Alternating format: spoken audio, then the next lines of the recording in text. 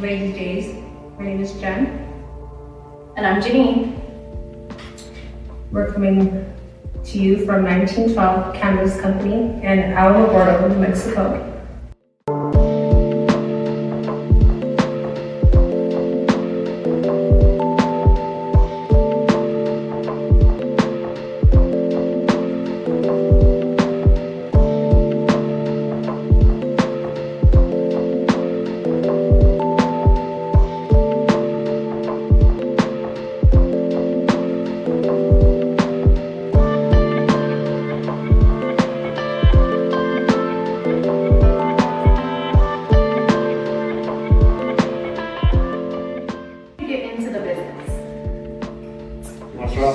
Yeah, I can start with that one. So, I guess not going too far back, just a few years ago, I kind of decided I didn't want to work for anybody anymore. So that was the main deal for a bunch of different reasons.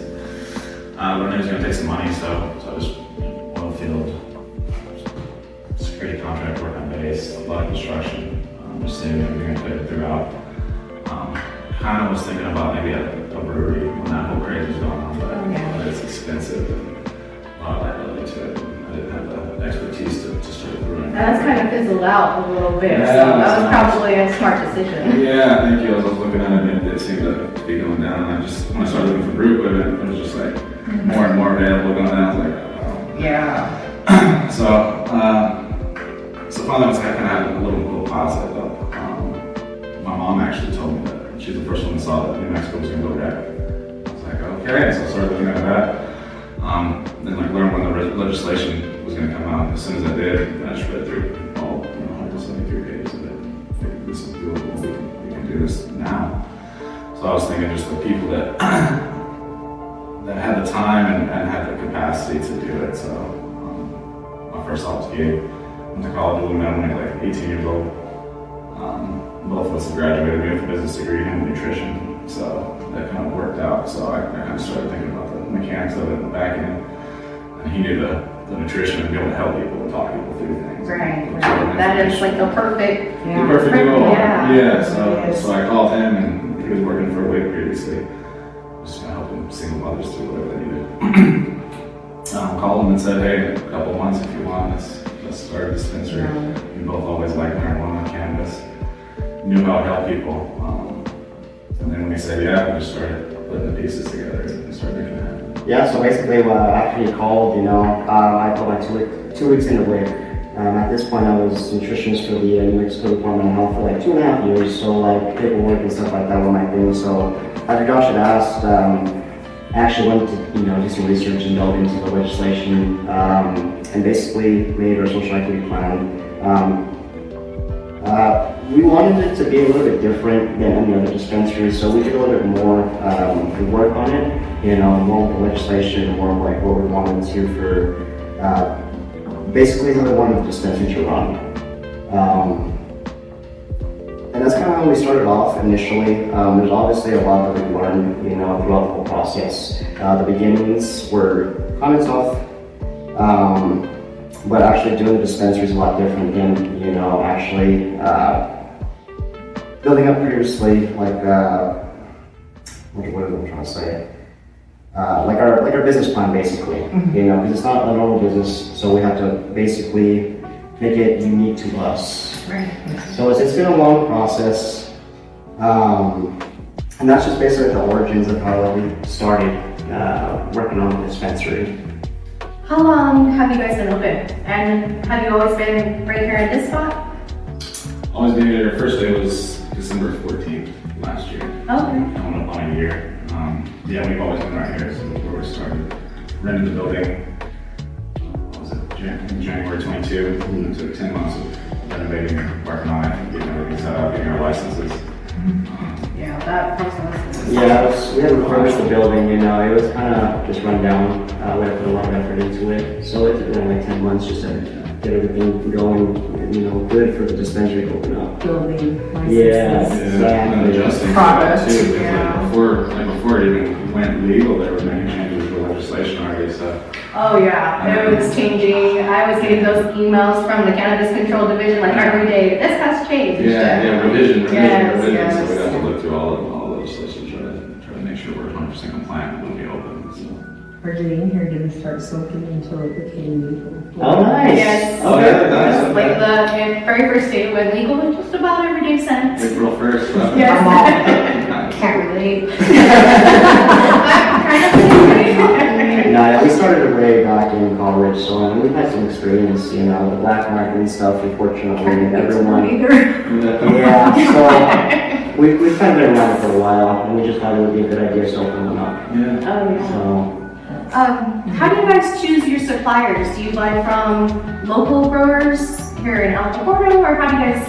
We try to, so it kind of changed as we went. So at the very beginning, basically we get called like 30 different, they just looked online and started calling people. We need to get something in here. Right. We're so focused on getting the building nice, everything, building the products. So it was kind of whatever we could get right in the beginning, but the focus was always on price and quality. It's kind of cliche, but just to get the best and then sell it for, you know, a fair price for across the board.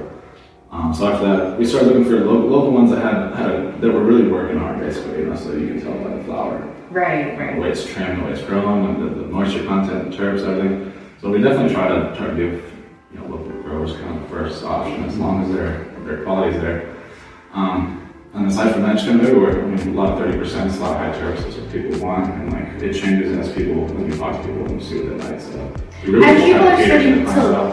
learn more. Like I know, like in the beginning, I was always, oh, what's the highest THC? And now people are learning, you know, terpenes are more of a common word. People know more, so I'm sure that changes the product people are looking right, for to evolve. it's really about composition, you know, it's about what is put into the product and the effect of it, you know. We got lucky with one of our top shop. Our first top shop actually walked into our door. GC Joints Cannabis, and the thing that got us about them is they want to be really exclusive. So they're like, hey, we're gonna only put our flower into one shop. Shop per city. Exactly. Because we don't want to do other flower because, I mean, a lot of places now are putting the same flower in a lot of shops. So you can go down White Sand and go to like 4 different shops and find the same flower there, and they're just going to be finding the price points. And, you know, variety is the spice of life, so we want to get something different and something different for people. So that was a big choice for us. I mean, it's expensive for, you know, for what we had budget-wise, but, you know, like you said, quality is a big thing. So,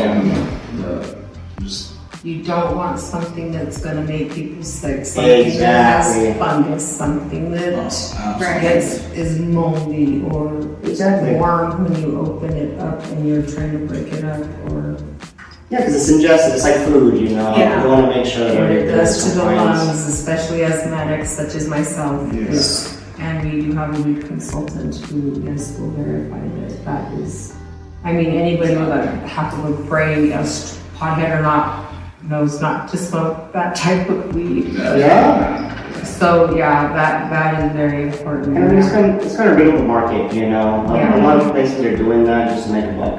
There are so many opening up, so there is so much inferior product out there because of that. There's so much product, just so much, you know. So I think like we're oversaturated in the market right now, and that's why prices are kind of like the way they are over here. They're a lot different, obviously, in different demographics and different cities. And different stuff cities. like that. Yeah, I've noticed Pricing. big time difference. Your pricing. Okay, to anybody watching, is their pricing worth driving out here alone? Oh, well, because we shop the Las Cruces market, Alamogordo, yes, here, this is, Hatch market. the prices here, you can't even compare them to, I mean, it's definitely worth coming out here and checking it out. I've smoked everything and they have strains I've never heard of.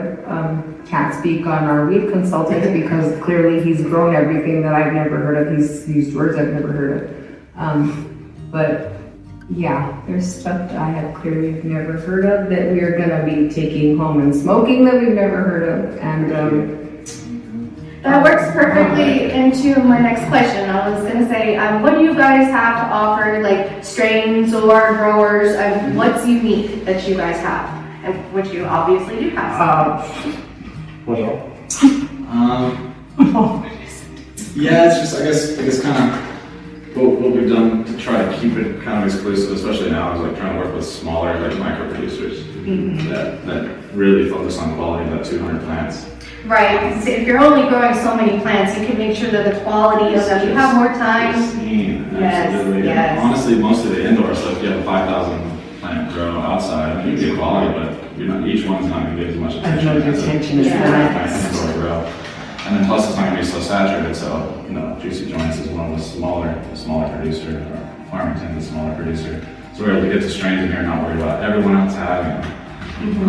And then just be able to kind of provide a consistent and different product. So that's kind of what I've been working toward. What do you offer that's like specifically wellness or medical related? Do you have specific products for that? Yeah, we have a couple of things. So we have one of our staple products is an RSO.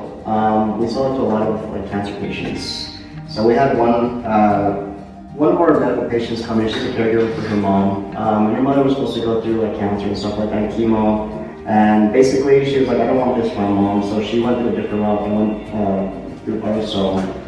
She was driving to Farmington, Tier C, and she was paying like $70 a gram or something like that. So she asked us if we can look for that. So we looked into that and got some for her. Now she doesn't have to drive over there. And she basically like uses that and she advocates for it. So she'll tell people around, and say, hey, they have RSO, they helped me out. They actually picked it up for me and they found it. And now I'm able to go here instead of having to go to Tier C. So that's one product. RSO is a big one, or any full spectrum oils, basically.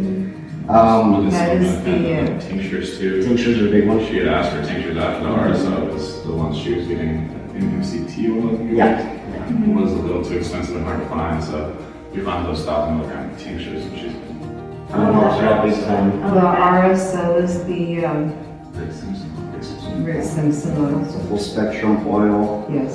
It's really good. Multiple like characteristics to it. You can use it as an edible. You can use it as topical. You can smoke. But another one of the big selling products that we have is the salve. So we have a 100 1-to-1 THC to CBD, and then we have the 500 1-to-1. And the 500, a lot of people come back for that. A lot of people, especially like major surgeries, arthritis, fibromyalgia, it's got a lot of uses as well. And that was pretty cheap, if I do remember seeing the price was quite. Yeah, compared to every Compared other to salve. Los Cruces, pretty much everything they had was cheap compared to Los Cruces or anywhere else I've been to be quite honest. But Rick Simpson oil, what is that priced at? Because I don't know anywhere else, to be honest. Oh, I've never asked for it, but I don't know anywhere else that carries it. So we do $40 a gram for the RSO right now. Okay. Usually that's around. I mean, even if 60 to $70. Even if they're coming from Las Cruces, we are from the Southwest, so it would be coming from Las Cruces as well. So it's not that far from Las Cruces. The drive isn't far from Cruces. Well, now, and plenty of us come out here to go to Ruidoso or Crowther. And that's another point is when Janine, on our way out here, Janine was talking about how you guys are literally a hidden gem, and I was saying, when you come in, there's like the main drag, and there's like all these dispensaries that are everywhere, and it's like they have to be here somewhere. But no, you literally have to turn on the side road, and I'm going, what do people have? What do tourists have? What's out this way? Like, what reason would I have to come out this way if I didn't know 1912 Cannabis Company existed? And you explained this to us outside, and we didn't get any of this recorded. I apologize. If you could recap on that. So like up towards 10, so you can go see the Space Museum over there. That's a pretty staple little area for Alamogordo, since we have the rockets shooting on it, right? From White Sound, is it White Sound that they shoot the rockets out of? Yeah, like the test rockets. Yeah, the test rockets and stuff like that. So a lot of good history over there. Also Potcast, if you want to go pass by through Alamogordo, Potcast or Ruidoso. That's the biggest one around here is the Space Museum, and we have an IMAX up there too. Yeah. So like a bunch of photos and space movies and stuff. Casino would be in like Ruidoso. Oh, okay. Yeah, that'd be cool if they had some in Potcast. That would bring a lot more people through. I bet I know. Casino and marijuana. But I mean, that's another good thing. Like, if you're going up to Ruidoso, Flower, there's gonna be so much up there, and it's gonna be so expensive. You're not gonna It check is quality. so expensive, it is so touristy. Oh my goodness, Yeah, like, yes. like brands like Top Shop over there would be like $14 when they have like the Redoso tax. Like over here we charge $10 a gram. We try to keep it fair, for the quality because it's meant to be people to get it. It is, yes, most definitely, and I would say it is more than fair, to be quite honest. Yeah, it kind of makes sense if you're going to Redoso, stop here first and then head up there. I Yeah. remember like 2 months ago, Yeah. I spent like $12.50 on a half gram for rollers. Dude, yeah, $20 a gram, $21 a gram. Oh my After goodness. tax and stuff, and it was just like, it I really wouldn't all. say much, because I remember in the early 2000s, how much I was paying for, when it became medically legal, but I was buying it underground, I'm not gonna say how much I was paying for the ground, because I was being highway robbed. Yeah. That's why, this is the perfect place if you want to stop on your way to Yes. Redoso.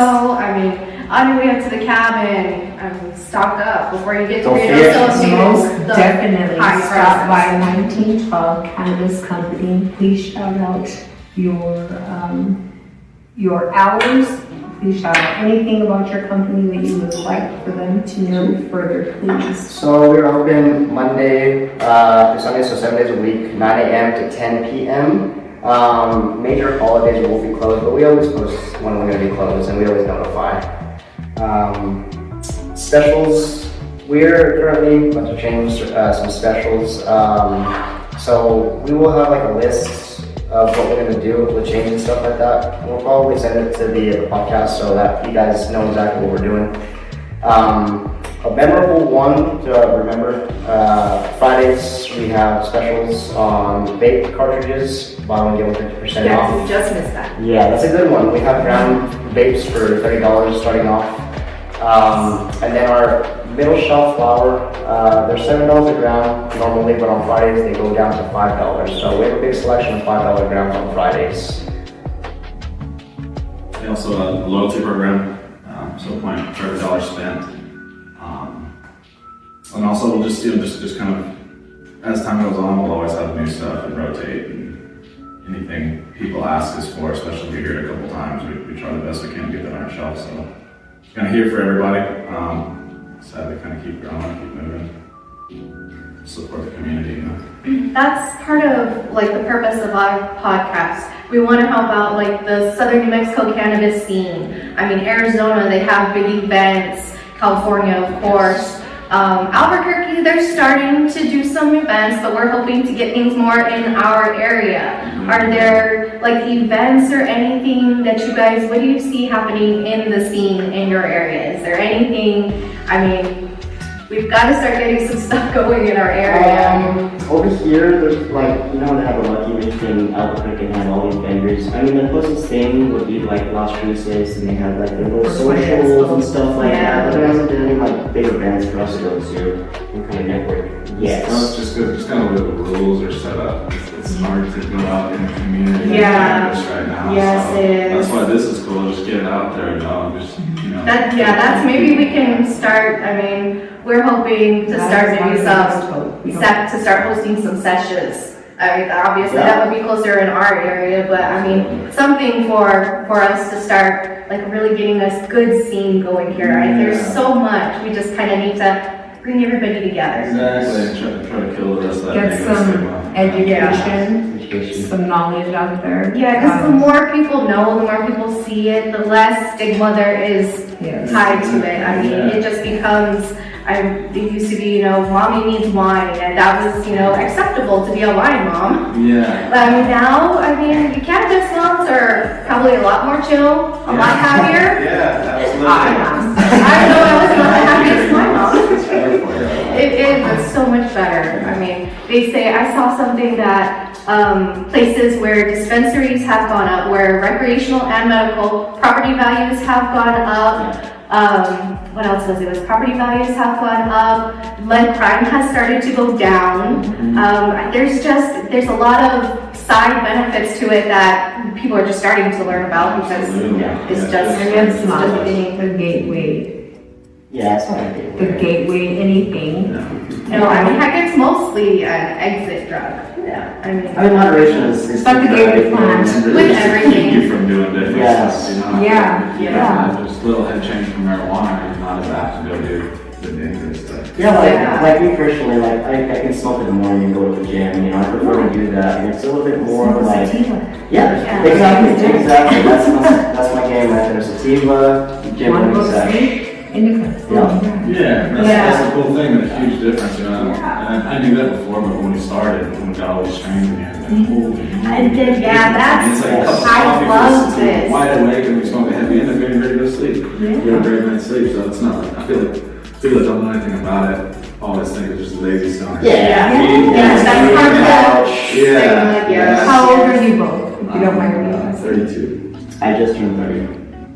Okay, proof right here that smokers can be extremely productive We can get and extremely, I mean, look at successful, highly successful. This is not a cheap industry to get into at all by any means necessary. Janine and I just want to bring awareness to you. We don't care if we get monetized. We're buying, we're spending our own money to do what we need to do. This is our medication. We're medical patients. We are fully releasing everything and we're spilling our own guts. We don't care. But we are giving this company, 1912 Cannabis Company, medical release forms anyway. Yeah, honestly, my honestly, ADHD breaks, but it's been a lot of work. Yeah, we put a lot of work into it when we started.